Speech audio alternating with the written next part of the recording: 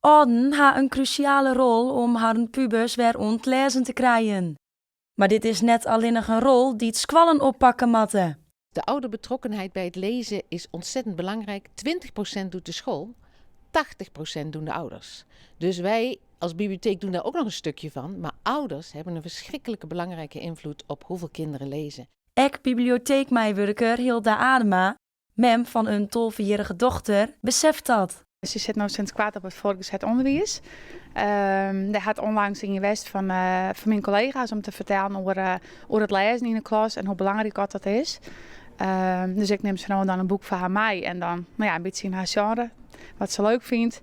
En dan had ze een boek uit, dus het werkt wel. Willy Dumer is vaste bezieker van de bibliotheek. En verneemt ook dat jongeren een soort achter de schermen zitten.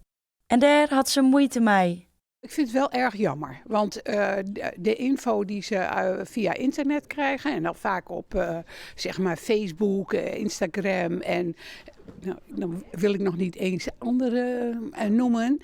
En die vind ik over het algemeen heel eenzijdig belicht. Toch zocht ze net alles somber in. Ik heb 5 kleinkinderen en ik zie dus langzamerhand dat de behoefte om op social media te zijn toch minder wordt. En dat de behoefte om de info ergens anders vandaan te halen, dat die groter wordt.